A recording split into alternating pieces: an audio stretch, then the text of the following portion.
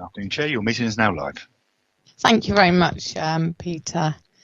Good afternoon, everyone. I'm Councillor Susie Horton. I'm the Cabinet Member for Children, Families and Education, and I am chairing today's meeting. Welcome, everyone, to the meeting, which is being held virtually in response to the limitations placed on governance by the COVID-19 pandemic. Members of the public are invited to view this meeting, and there has been the opportunity for written representations submitted. Those present are requested to keep their microphones on mute and to only turn them on when they are called to speak.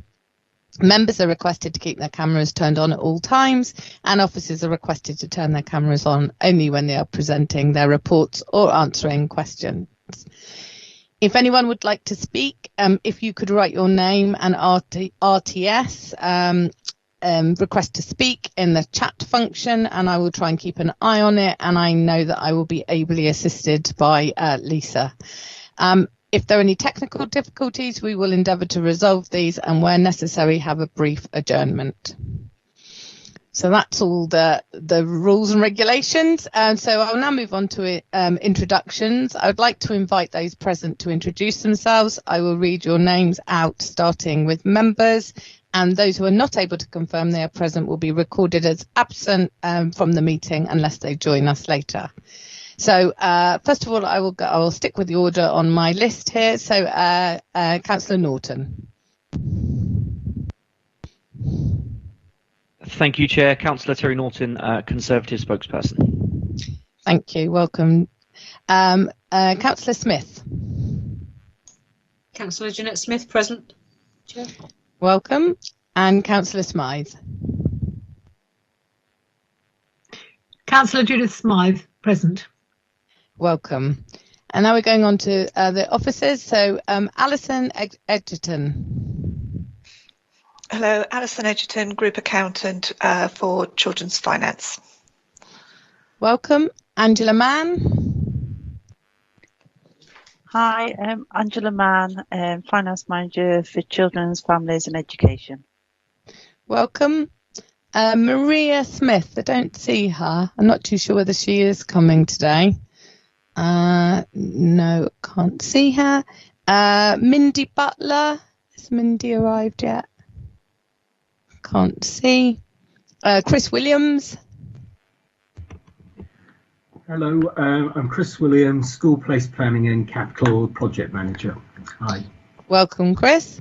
Mike Stoneman. Yeah, hi, Mike Stoneman, Deputy Director Education. Hello. Hello, Mike. Welcome. Sarah Daly's on the list, but I believe she's on leave at the moment and she's not speaking to any reports. Alison Jeffrey, I've already said, will be late. She sent her apologies for lateness.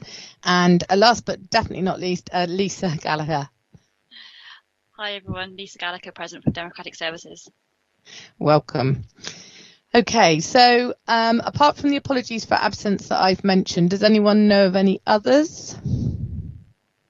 No. So we now move on to item 2, which is the declarations of interest. I'm going to kick off. I think it's particularly relevant today, actually, for item 4, where I am the Vice Chair of Governors at Craneswater Junior School. I'm going to go to Terry Norton, Councillor Norton, because you usually go next. Yeah, absolutely. Usual one from me. I am employed at Mayfield School, albeit through an external agency. Okay. Any other declarations of interest? Councillor Smith. Yeah, just my normal one. I'm a paid official of Hampshire Branch Unison, so any items that come up with Unison in it, I will have to withdraw, but there's none on the agenda at the moment, so that's fine. Thank you. Any other declarations of interest? Okay. In which case, we will go on to item 3, which is school funding arrangements. And I believe Angela is going to be presenting this report. I am, thank you.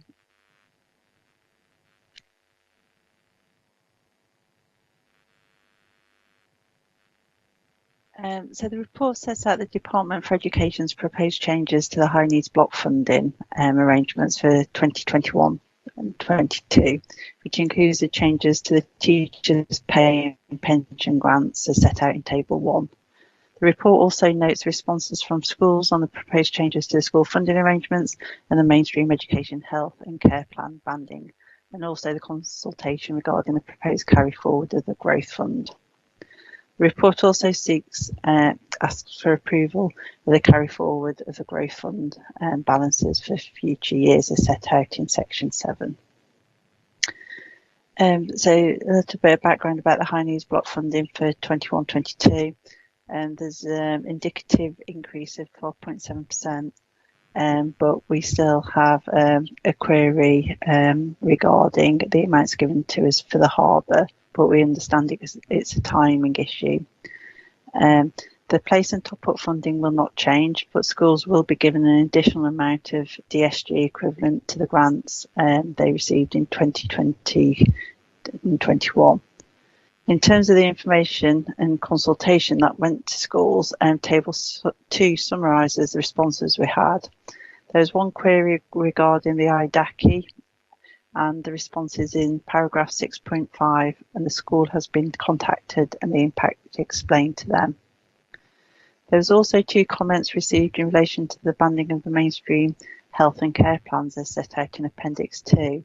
And the responses to these are in paragraph 6.8 to 6.14. In the light of the responses, it is proposed not to make any changes to the banding criteria set out in the briefing document to schools in Appendix 1. And the banding values will be taken to Schools Forum in January 21 for approval and implementation from the 1st of April 2021. In terms of the consultation carrying forward the growth fund balances, the 4 schools who responded agreed with the proposal, and therefore it is proposed to carry forward the balance to 21-22. We're still waiting guidance for early years, and that will be brought to Cabinet Member and to Schools Forum once we have it. So if you've got any questions. Thank you, Angela, for that summary of a very long report. Of course, this all does go through Schools Forum before it gets to this meeting, so I know many people on this at this meeting will have been well versed on the details of this. But does anyone have any questions? I can't see anything in the chat. I guess we're waiting, aren't we, for those things in January, and it will come back to Schools Forum and then come back here. I think it's quite self-explanatory in which case. So just for the record, I'm just noting the Department of Education's proposed changes to high needs block revenue funding arrangements for 21-22 as set out in the report.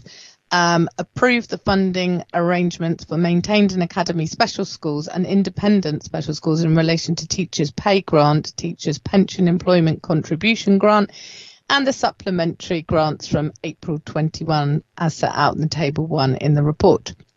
I also note the responses from schools, and I think we also noted that actually there were, there wasn't a massive response from schools, and maybe that's because it'd been well sort of discussed at Schools Forum, but there's a small amount of responses, but some really good questions raised. So I note the responses from schools with regards to the briefing regarding the proposed changes to the school funding arrangements and the mainstream education, health and care plan banding consultation regarding the proposed carry forward of the growth fund balances for the same uses in future years. I approve the proposed carry forward of the growth fund balances and approve the proposed hourly rates to early years providers for 21-22 as set out in section 7. Okay, thank you, Angela. So item 4 is the School Modernisation and Sufficiency Programme update, and I believe we are going over to Chris for that. Hello. The report sets out the progress on and update on urgent school condition projects, mainstream school sufficiency schemes to increase the number of school places, and special school sufficiency schemes, also aimed at increasing the number of school places for the most complex learning needs. The report sets out the background to the school modernisation projects, which cover the most pressing priorities in the city. Although some of the more intrusive and destructive works are normally undertaken during school holiday periods, this year has been quite a challenge due to the impact of COVID-19. So we have had to reprogram some works, which will take place at the very earliest opportunity. We're working very closely with those schools now to make sure it fits in with their social distancing arrangements. Surveyors have revisited any of the outstanding schemes to ensure there has been no deterioration in the identified repair, which I'm pleased to say there hasn't been. So we will programme in accordingly now. 3.4 of the report sets out the projects which are yet to be complete, which covers 3 schemes. And 3.5 sets out the additions to the programme, covering some urgent priorities identified over the course of the year. 3.6 of the report provides an update and overview on primary school places across the city. The birth rate is now falling, and as a result, surplus place capacity is now a feature in Year R, and is becoming so in Year 3 at junior level also. The report gives a summary of Year R and Year 3 numbers, and highlights that the forecasts currently show that there's a capacity of 5.5% surplus capacity at Year R. It's likely now that there'll be a further reduction up until 2023-24, at which point they'll be in the region of 11.5% surplus capacity in Year R. Year 3 numbers, as the Year R numbers start to go through, that will affect the Year 3 transfer, and numbers are due to peak in 2021, giving a surplus capacity of 2.3%. Numbers then forecast to reduce, and by 23-24 we will have a surplus of in the region of 6.8%. And taking account of the reduction in demand as indicated by the demographic indicators and the slower progress of housing developments, we have no further action to take at the moment with review in relation to the sufficiency of primary school places. Then in the secondary sector, the number of pupils requiring secondary school places will continue to rise until 2024-25. In line with the forecast reduction in primary numbers, secondary forecast numbers are then due to fall from 2025-26. In September of this year, we completed projects at Trafalgar School, Admiral Lord Nelson School, Charter Academy, the Portsmouth Academy and St Edmunds School to increase the number of school places. Again, quite a challenging year due to the impact of COVID, but I'm pleased to say all parties worked really hard to make sure those projects were complete, with little, if any, disruption to pupils starting their new school provision in September. There are consequential costs associated with the Admiral Lord Nelson project, required to meet the demand, the need for additional highway works identified and car parking, and a budget of £600,000 is required, which can be funded within the existing capital programme. Action is also required to address a very modest pressure on school places in 2023-24 and 2024-25 at secondary level. We are currently working with schools to identify options which will then be finalised for consideration. It's unlikely that they will be permanent expansion options as the number of surplus places suddenly becomes available after that time scale. Again, whilst we do school place planning, we keep a close eye on any developments or any change in demographic issues, which is likely to affect pupil numbers going forward. In the special educational needs sector, despite the challenges again of COVID-19, we undertook works and completed works at Redwood Park Academy. And we have also looking to do works at Cliffdale School, and the report 3.13 of the report sets out the requirement for £120,000 to meet the needs for additional sensory facilities and external play facilities at the school. 3.14 of the report sets out the progress on the new 66-place special school planned for Wimmering, and the planning application was due to be submitted in December. It's now slightly delayed due to a pre-consultation exercise working in association with planning, and it will now be submitted in January. Due to a historic right-of-way being identified across the site entrance to the Wimmering site in favour of the National Health Service, negotiation has taken place to provide the area of the right-of-way and associated access works at a sum of £150,000. Which is also identified within the capital programme. 3.15 of the report sets out the review of alternative options to address the shortfall of school places for young people with special educational needs.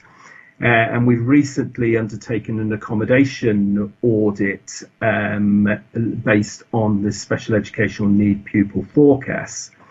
And the emerging proposals of this have been put forward as part of the annual capital allocations process.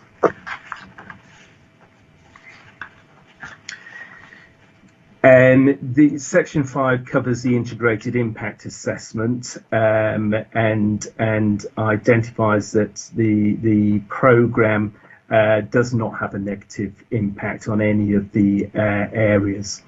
In fact, the special educational needs projects will have a positive impact on equality groups.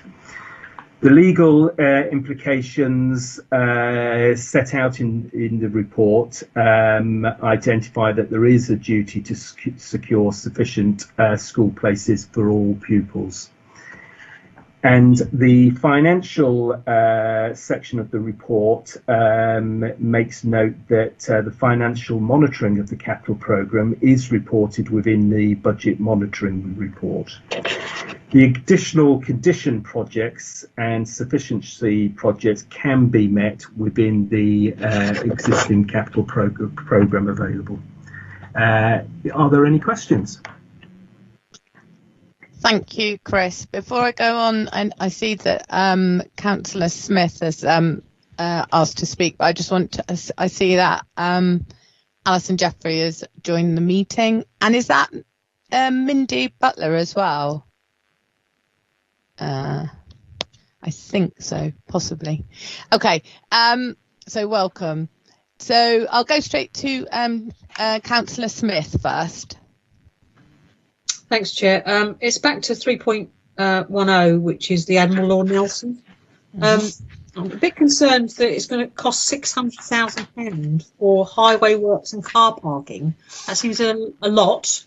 Could you just explain, Chris, what that's actually for?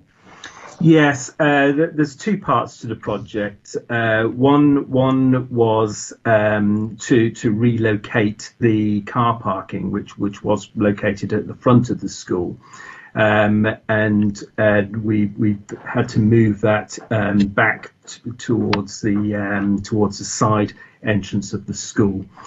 In addition to that, we've had to work with highways as part of the planning process to change the access point which comes out onto the main highway. There's a roundabout at the main highway point there, and the access arrangements in the early scheme weren't considered to be sufficient for the needs of the highway.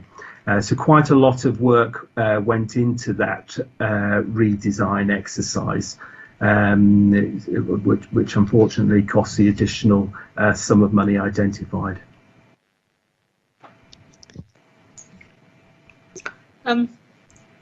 Yeah, I'm not an engineer, so I can appreciate that, but it's a little bit disturbing when other projects have been put on hold because of funding, and yet we're spending £600,000 not on education but on a car park and highways. And I'm not sure why there couldn't be contributions from other pots of money. Why did it have to come out of the school places funding? It was very much to make the scheme actually viable from the circulation routes and on site, on the actual school site and the highways circulation routes. It really was part of the education project. Yes, it goes onto a public highway, but it was to really make sure that the circulation and the car parking on site actually worked as part of the overall design. Mike, is your hand shot up in relation to this? Yes. Yeah. Councillor Smythe, is it okay if I go to Mike then, if it's about this particular issue? Okay. Yeah, I just thought I'd drop in there because this is not uncommon actually in many of our big capital projects over the last few years around sufficiency, and these are big schemes. They've often involved those kind of additional works, and those are factored in. Although I take the point that Chris made that we weren't aware of how expensive this was going to be. That is, part of the course, and it's something which the government recognise when they allocate basic need funding to councils for sufficiency schemes, because they often do impact on highway schemes. So it's not unusual. I take Councillor Smith's point, and it would be good if there were other pots of funding that could contribute towards this, but that is the position. But it's just to say it's not uncommon. This is standard practice. Okay. Councillor, is that okay, Councillor Smith? Yeah. Councillor Smythe. I just wanted to ask a little bit more about the apparent shortage of school places for early secondary school, which was mentioned in summary in your report, and thank you for that. I understand, for example, and you'll know better than I, Councillor Horton, that you've got a great big large class at Craneswater all seeking spaces in secondary schools in the southern part of Portsmouth next year. And I keep quite an eye on this because I used to be a school governor down here, but also my kids went to Priory, and I was surprised how relatively unpopular Priory had become and how it looked like a lot of people might not get their first choices down here. Is that causing us worry, and what are we doing about that? Shall I come in there? Chris, do you want to come in? Yeah. We keep a really close eye on secondary places and obviously the transition years as well. We are going through a period where the increase in the primary numbers has started to. Well, it's actually started to impact on secondary last year. Hence the need to put additional places in for this for this year. So with the additional numbers we put in this year, which covers five secondary schools, that will start to put a lot more capacity into the city, and of course that brings the choice into the system as well. So it will certainly give us enough capacity at secondary level to cope with the year 6 numbers coming through. There isn't a great deal of surplus capacity at secondary level, hence why we are continuing to look at how we deal with what happens when we get to the peak in demand. But the peak in demand is quickly followed by a reduction, because obviously the primary numbers have now fallen. So this actually comes through almost a year after we hit the most demand in secondary level. So we're working really closely with a number of schools and looking to see how we put in more flexible spaces, which aren't permanent expansions, but are a more cost-effective solution to deal with that flexible need for maybe only a year or two. But hopefully that will prevent any problems at a local level for year 6 moving through to their secondary school provision. But I mean, would we anticipate a lot of problems with people not getting their first choice and that sort of thing this coming spring? No, we do quite favourably on making sure people get their first choice. And popularity of schools also, you mentioned the Priory School particularly. Sometimes popularity in schools can change year on year, so keep a close eye on how that change is likely to affect our planning areas across the city. So I'm quite confident that we will certainly have enough secondary places going forward at this point, and there being enough choice certainly in the centre of the city at this point in time. Thank you, Chris. I take the point that you're making, Councillor Smythe, and obviously when you expand, like Cranes Water being expanded, then obviously you are, because of where you expand, it's not just a numbers game, it's about where they want to go. So I think that's a really good point made. Well, before we go on, can I just check, Councillor Norton, there's someone called Jonathan Waite. I think it was where you were on the call before. Is it? Do you know anything about that, or does anyone know who Jonathan Waite is? Sorry, Councillor Horton. Yeah, John Waite's in Democratic Services. Okay. I was just checking because it was on my it was when Councillor Norton went off. It was on my it was in the same place on the screen. I apologise to Jonathan for that. Just double checking though. Okay.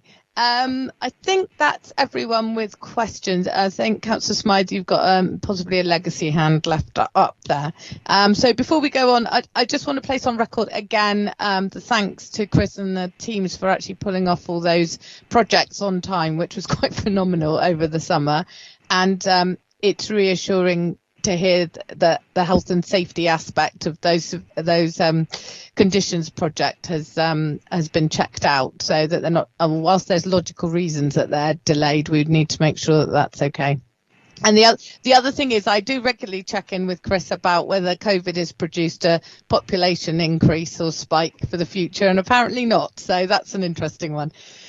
So thank you everyone for that. So it's recommended that I note the progress on the school modernisation, urgent condition projects, the secondary school sufficiency projects and the special school sufficiency projects. And secondly, it's that the schemes agreed with me since the last report are formally approved. So that's all done. Thank you everyone. So moving on to item 5, which is the Q2 Children, Families and Education Portfolio Budget Monitoring Report. And I think we are back to Angela. Thank you. So the report's for noting and sets out the financial position for the portfolio as at the end of September 2020. It also requests approval for the proposed capital scheme environments as set out in section 6 of the report, and Chris's report has gone into some detail about the reasons for the changes. At the end of Q2, the portfolio was projecting an underspend of 99,000, and that was including £2 million of COVID-19 related impacts. The capital programme is forecast to stay within budget, but some budget movements are required as set out in section 6 of the report. The table at paragraph 5.1 sets out a high level breakdown for the portfolio, and it shows our projected overspend overall and underspends, and also the pressure in relation to just COVID-19. And then the reasons for those variations are in the following paragraphs set out in section 5. The areas of biggest note are home to school transport, looked after children, and early help, which I'll take in turn.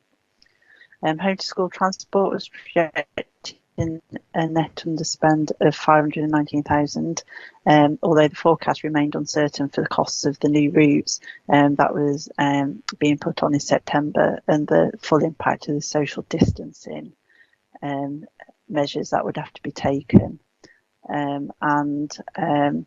We have had confirmation of some grants as well since the end of September to help cover the costs of the transport.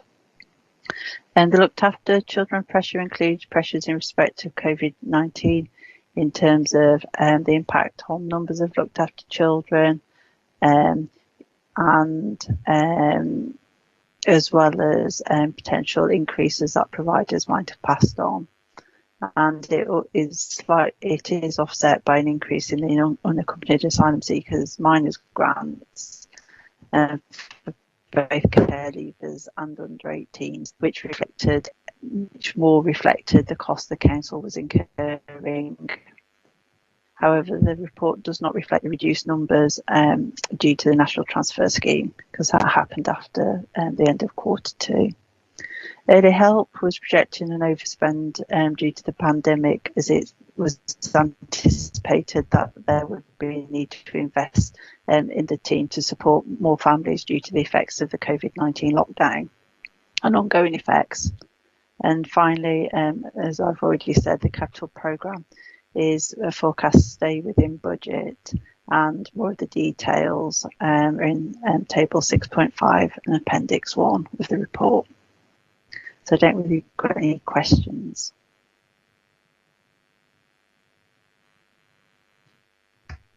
Any questions from anyone? No. Oh, Councillor Smythe.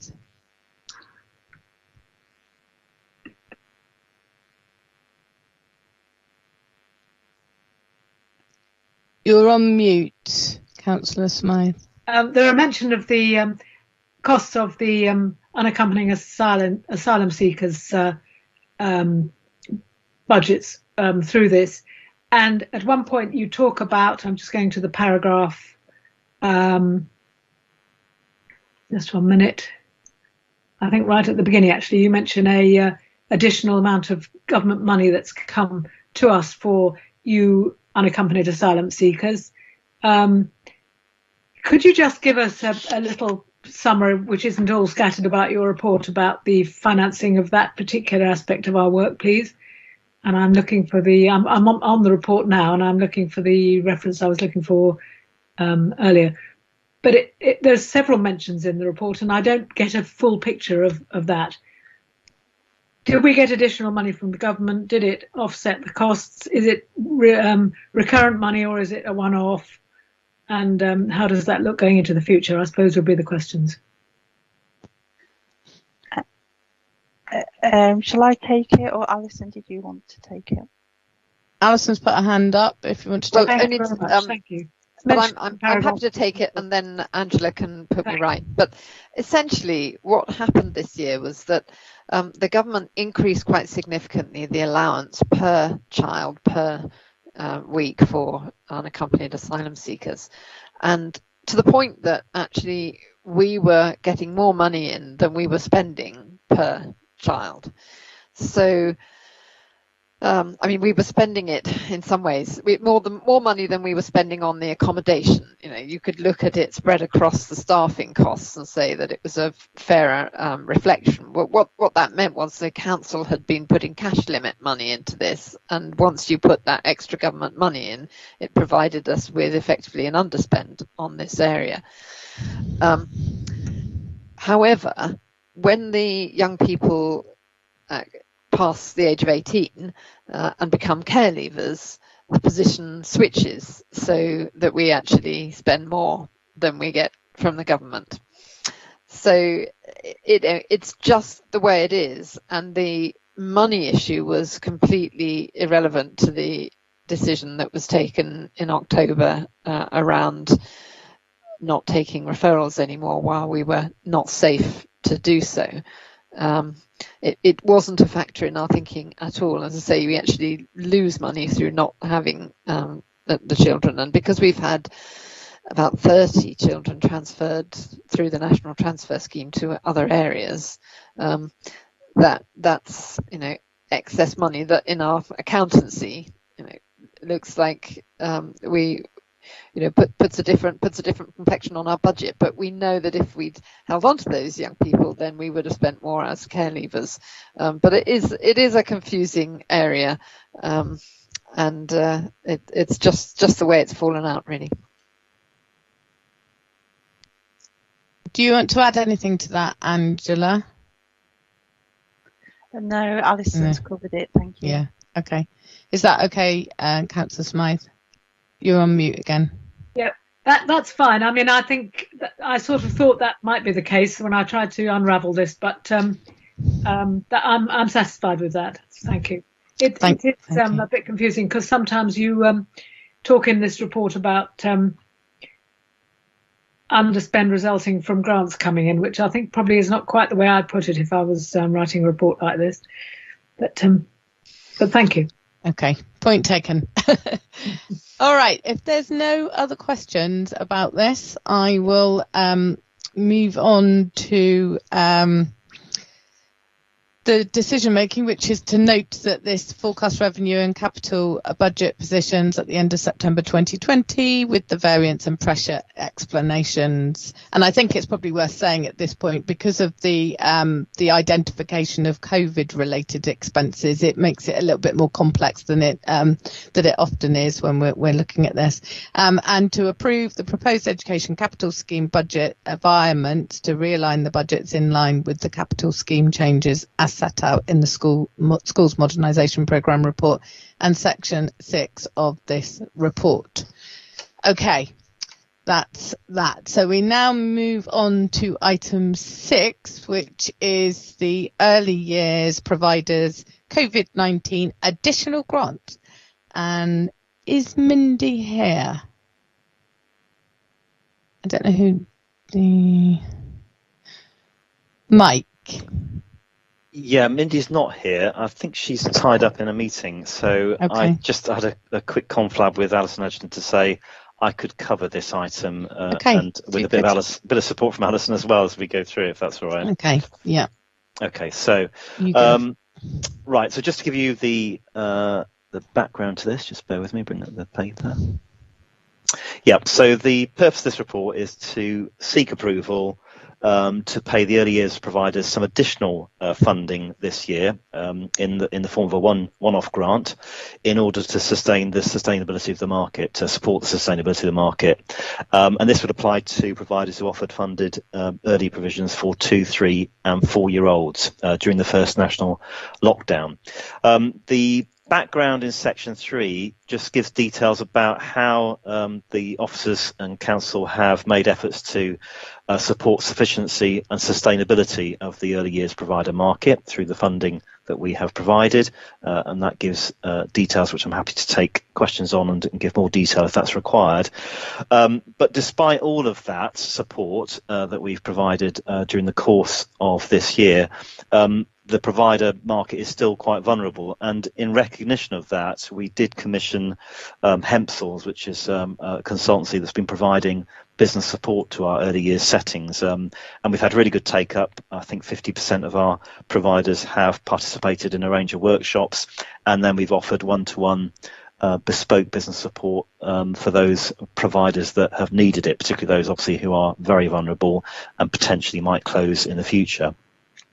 So that is in place. So we've done as much as I think we can, and actually the market is in a reasonably good position, but we do recognise that for some it is still quite precarious, and indeed for all it's been a financial challenge.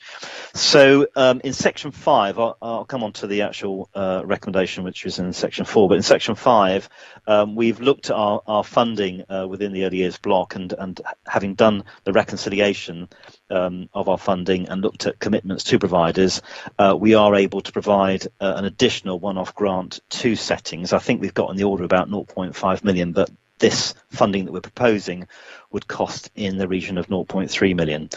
So what we are providing, what we are recommending is that for nurseries and preschools, it will be a one-off grant of £2,700, and for childminders, it would be a one-off grant of £500. We could potentially make a further allocation in the spring term, but obviously we need to review the financial position in Q4 to determine if that is a possibility or not. But we know that this one-off grant payment will be very much welcomed by our early years settings, who I say have had a very challenging year and continue to have a challenging time, but we think this would be helpful. Happy to take questions. Thank you, Mike. Are there any questions from anyone? I think it's quite self-explanatory. It's nice to be able to do something like this. And I think the most important thing is to recognise how difficult it's been for early years settings. I mean, they went underwent the same dramatic change as schools, but of course they are independent businesses, and so it had a very different impact on them. And I recognise that this grant is a little bit of a boost. It's not, it's not a substantial amount that's going to make a difference to their business plan, but I know it's very welcome. I've been actually stopped in the street by a couple of people saying, "Is it true?" I've heard rumours, so I know that it's going to be particularly welcome. And I just want to make the other point that we obviously after Q4 we'll see where we are, but if there is an opportunity to boost again, then I would definitely support that, because I think the money is best out there in the community, and supporting the really great early years providers that we have in the city. Okay, Councillor Smith. Yeah, I just wanted to sort of add to that, really. I think it's really imperative that we keep this sector going as much as possible, because to lose any of the nurseries or childminders in the area is going to store up problems for later on in after COVID, whenever that comes. So the most we can do now is to try and give them this sort of boost, and I think it will be welcome. And people talk to me about sort of nurseries, and they get very disappointed when nurseries are closing, and there's discussions on that almost on a daily basis. So anything we can do as an authority is going to be really good, and I would like to sort of see in spring that we assess again, and if we need to sort of give a boost, then we do so. So I fully support this. It's a very good thing to do. Thank you. Any other comments? No. Okay then, in which case we will go on to item 7, which is the Q2 DSG budget monitoring report. And I believe this is Alison, who's been waiting so patiently throughout this meeting. Thank you, Councillor. Okay, this is the regular report that sets out the dedicated school grant forecast position for the 2021 financial year as at the end of September 2020. As at the end of September, the grant is forecasting an underspend of 1.4 million, the reasons for which are identified within the report, but I would like to draw your attention to the following areas. There's the growth fund forecast planned underspend of 284,000, which the consultation with schools reported in the earlier report sets out the reason for carrying that forward. And also the early years has an underspend, which again the proposals in the previous report cover that. As at the end of September, we have made payments relating to both high needs settings and their class lists and the early years providers for the summer term, and we've made initial payments for the autumn term. Forecasts are based on those actual payments plus any projected changes to pupil numbers, which has been based on the 2019 activity for both high needs and early years, and this is due to the COVID impact. There has been lower than expected expenditure for the summer term, in particular some of the high needs budgets, which is unusual, and which could be linked to the national lockdown, as this has potentially reduced the number of pupils that have moved either between settings or have requested a new education and healthcare plan assessment. The net position provides a forecast carry forward of 4.6 million as at the end of September, and Table 8 in the report sets out the potential impact of outstanding decisions on any that carry forward balance. It is recommended that the Cabinet member notes the forecast year-end position along with the explanations in the report, and I'm happy to take any questions. Any questions from anybody? I think a lot of it's been covered, as you say, Alison, in the previous reports. No? In which case, I am noting the forecast year-end budget position of the DSG as at the 30th of September 2020, together with the associated explanations that we have covered. Thank you. And that, folks, brings us to the end of this meeting. Thank you very much for your questions and comments. And thank you to officers for doing those reports and for all coming and attending the meetings. And as we get to the end of this this period of time, which in education land is a kind of end of term feeling, I just want to put on record my thanks to all the officers, and for anyone listening out there, thanks to all schools for everything that they've done. And it has been incredibly humbling, really, the efforts that people have made throughout this. And as I said to one of the journalists earlier on today, if anyone was going to be able to turn around the way they worked in their workplace within 48 hours to completely adapt, it would be a bunch of teachers. So thanks to everyone. And that brings us to the end of the meeting. Thank you, everyone. Bye-bye. Thank you. Thank you. Bye. Thank you, Councillor Horton. Thank you, everybody. And Thank you. Bye. Happy Christmas. Thank you all. Merry Christmas all. And you.